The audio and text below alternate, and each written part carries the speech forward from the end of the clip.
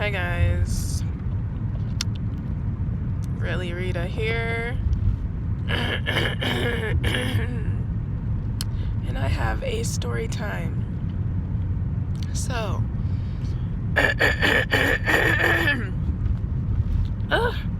so today is January 1st, 2020. Happy New Year. Yesterday, actually, was it yesterday? No, it was Monday. What's today, Wednesday? Monday, I went to work. I was feeling okay, a little coffee here and there. Throughout work, I work in a call center now.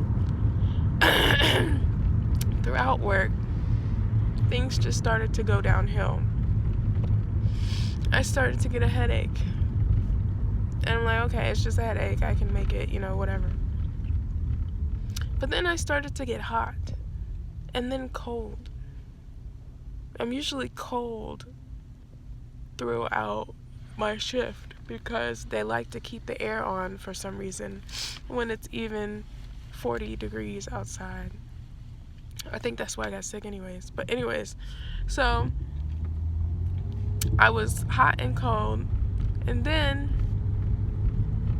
my legs started hurting, and then my back started hurting, and then combining all of them together, this started at like 1 p.m. and then by 5 I was like, I can't do this anymore. I cannot do this anymore. So I had to leave work. Didn't want to. Try to make it as I got off at 8 p.m. Try to make it, but it wasn't happening. Got picked up, got dropped off at the hospital. Child. Supposed to be the 5-star hospital in Las Vegas. But the dude who usually says that it's this one black guy who's always like, oh, this is the 5-star hospital, welcome to the 5. He's not there. So I think that's why my experience was not up to par. So I go in there, and if you ever been to the hospital in Vegas, I don't know if they do it anywhere else, but there's like this check-in thing where you have to scan your license and put your information, like a self-service. Woo, I can't breathe. Like a self-service check-in for the hospital. So I put my stuff in, and I put that I had a fever, but I wanted to put that I had a fever, I had pain, I had the chills, I had a headache, but I couldn't. So went and sat down for about like 10 minutes, 5 minutes, 2 minutes. They called me up. I went to the back. They took my temperature. It was 100.9. So not too bad, but not regular, I guess. Like, and then they told me that my heart rate was high, which usually happens with a fever. I don't know. They're doctors. I'm not. So they told me to wait. I waited. The other lady took my blood pressure, and then what else? They made me go give urine, and this is the part that I am regretting. So I had to give urine, right? So they give you a cup, and then they tell you to go in the bathroom. This bathroom is used by everyone. In the back, all the patients. I go in there, and it's dirty. Why is it dirty? This is supposed to be a cleanly hospital. Sanitary. There's freaking Okay, so you know how like if the floor is wet and your shoes are get on the floor, it'll make the black marks. That was near the toilet, meaning someone had urinated on the floor and stepped in it.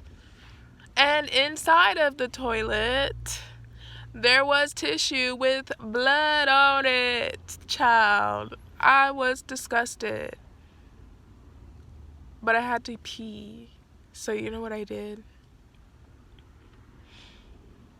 You know how you usually sit on the toilet? Like, I don't sit, I squat.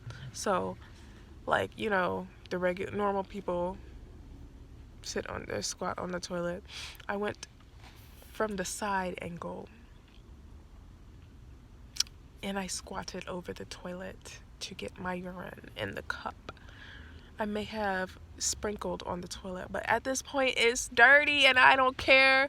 I'm not cleaning it up because y'all didn't clean up for me. So that's that. Went to wash my hands, got up out of there. I got my urine in my hand and I'm like, where do I put this? They're like, oh, just leave it on the table. And I'm like, okay. Left it on the table. And then they had like these two empty tubes where the blood goes. And I was like, where do I put this? And they were like, oh, just put it on the table. We'll get it. So I put it on the table. They told me to go sit down in the room. Sat down in the room. About 10 more minutes pass by. This lady comes out and asks me, have I been IV'd yet? No, ma'am. No. I don't know what I'm doing. You know, this is your job. I don't know. Tell me what I'm supposed to do. So,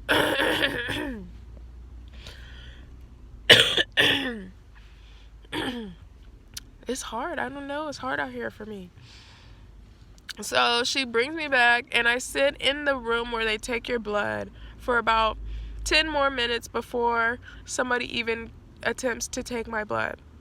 While I'm in there, there's this intern, I guess. I don't know what he is, but he was trying to take this lady's blood, and she was pregnant. It was not going well. He was not doing a good job. She was frustrated. He was frustrated. After they were done, which took an additional 5 minutes of the 10 minutes that I was there, the lady, I guess the one who was shadowing him, not shadowing, I guess overseeing him on his procedure, I mean, of how he took blood. Can you make sure the car is on?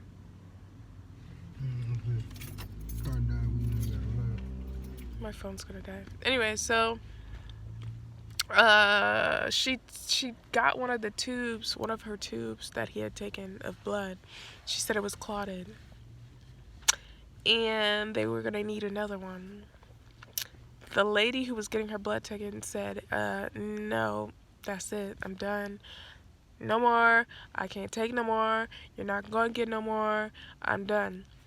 So the dude who was taking her blood was like, oh, well, if they need more blood, they can just take it themselves. So I was like, I hope that this man don't have to take my blood because I don't know if I could take it. I don't know if I could take it. I already was in pain from my hip bone to my knee bone. I don't know what it was from. But anyways, this lady came in. She was fast. She did my blood. They have like this new thing where they got these they look like shot bottles, but it's for like bacteria. So they put your blood in there, and if you have an infection or whatever, it's supposed to grow, but it takes 2 days for the results to come, yada yada. So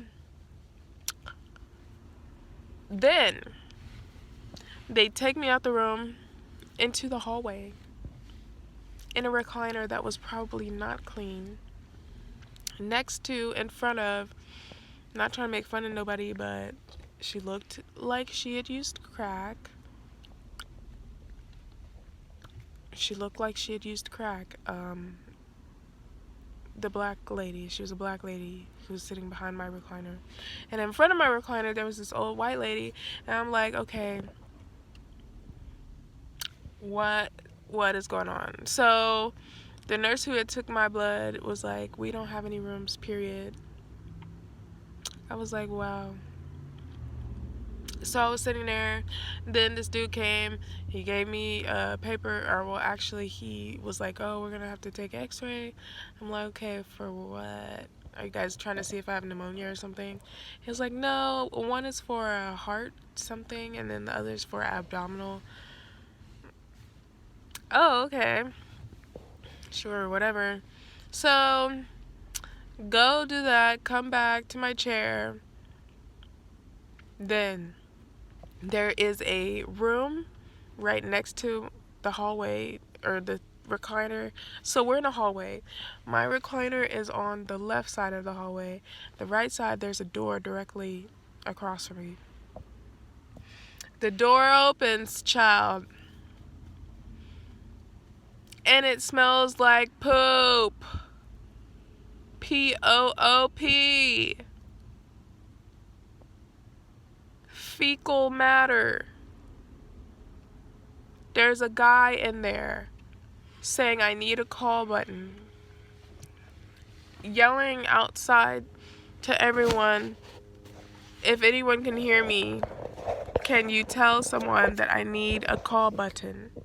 So I find the first person, because this, I'm telling you, I almost threw up. Literally, I feel like that was unsanitary. And, yeah. You can leave. The thing will go off automatically. That's what happened when the kids was in the car. Feel like, yeah. Anyways, so, I told this dude, the man need a nurse. The dude looked at the room and was like, it's like he already knew what was going on in the room. So he was like, oh, I'll let someone know. 2 minutes, 2 dudes come, a doctor and I guess like a nurse helper, whatever, go in the room with gloves. They leave the door open. It stinks. Then the doctor comes up to me and is like, hey, what's going on? Yada, yada, yada. And he's like, oh, well, it looks to me like you have the flu. I'm like, I do? He was like, no.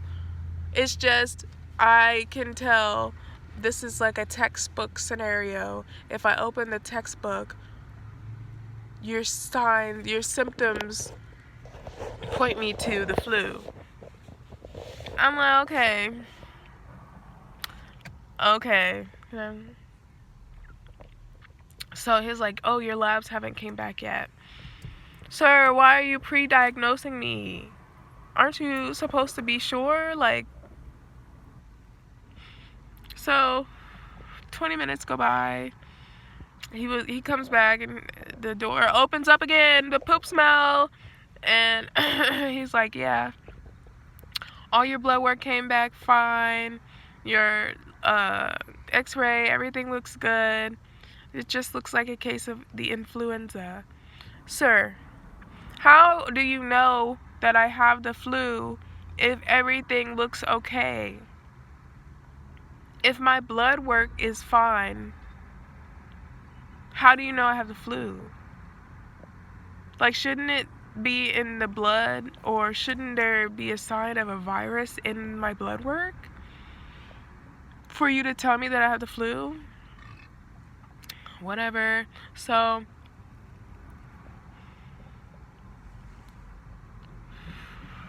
I'm like, whatever, get me out of here. I can't take the smell no more.